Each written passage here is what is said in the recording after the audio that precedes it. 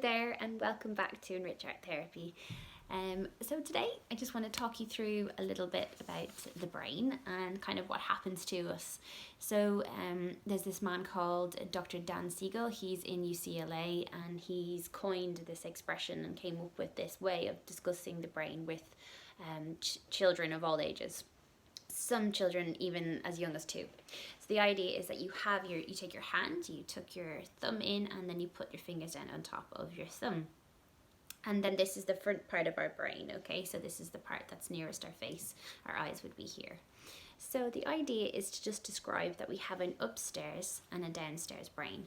So we have the reptilian kind of brain, and how that when we feel dysregulated or out of control, we can flip the lid, and that's what happens. It's a communication breakdown between the upstairs brain and the downstairs brain. So I just wanted to take some time today to just kind of go through this and discuss it a little bit further. So what happens is we have the upstairs brain, which is really good at helping us be regulated and calm, and it is very helpful for us to be in tune with one another's feelings. There's a lot of empathy is made here, basically. So if we don't have this kind of communication between this top brain, upstairs brain, and the downstairs brain, what can often happen is we become dysregulated and we become overstimulated and out of control. Some people might call these meltdowns or tantrums, and Dan Siegel says we call it the flip the lid. So we can still have this happen to us, as adults. We lose control of our temper. We just explode verbally or explode in an aggressive way. We flip our lids. So basically it's just about giving us the tools to know what to do when we feel like this is going to happen. So knowing our cues before it actually happens. So this is the reptilian brain, so it's the downstairs brain. So it's basically we are not in control. We go back into fight, flight, or freeze mode.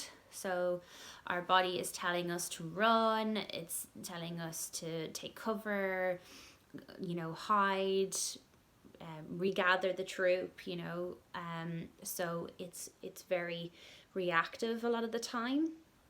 And it's quite dangerous. It's not a safe place for us to be in, and it's exhausting. So a lot of children that come to see me would have this on 90% of the time.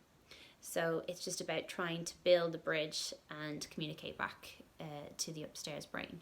And this can take some time, but with the art materials, it's actually quite a gentle approach, and it's quite immediate really as well, because it's like the unconscious straight away.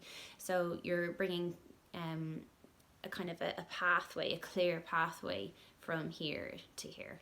I find that art materials really work with all ages, but it is just so gentle.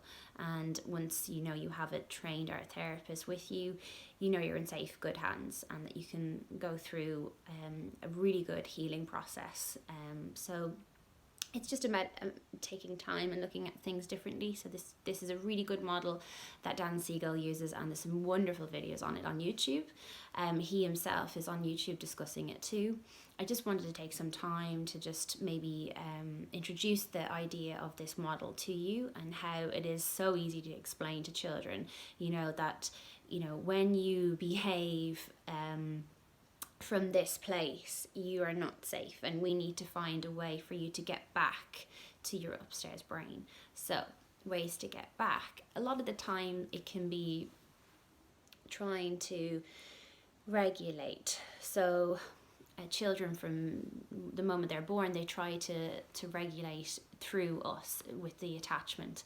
So it's about trying to kind of help them reconnect with that. So it can sometimes be sensory toys, it can be a comforter, it can be like something that is soothing to them. Some children love music especially, or certain smells might really help, but children that are really overstimulated, you know, it wouldn't be advisable to put them in front of the TV and give them some downtime that way because it's an overstimulation. Some children that get affected by noise or light, you know, it would be really good to bring them down to a gentle lighting kind of room. And even a space, you know, if you could basically have a box of supplies to hand, you know, it could be really useful.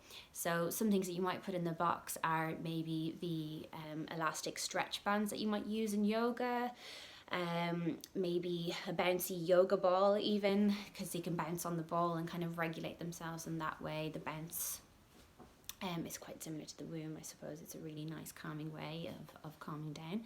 Weighted blankets are really good, and you know, just even different textures. So like, you know, the comforter might be something really soft that they might rub on their face, you know, something like this, which is really just a soft little ball.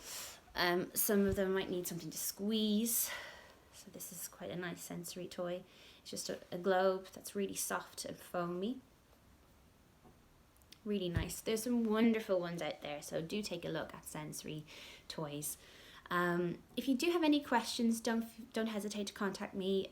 My email is contact@enricharttherapy.com. You can DM me here, or you know, Facebook, Instagram, Twitter. I am on all of them. So just do feel free to get in touch, and we can arrange to have a video call, a telephone call, whatever suits you, and we can take it from there. So look forward to hearing from you, and I hope that you're minding yourself and liking the videos. Do take care. Goodbye.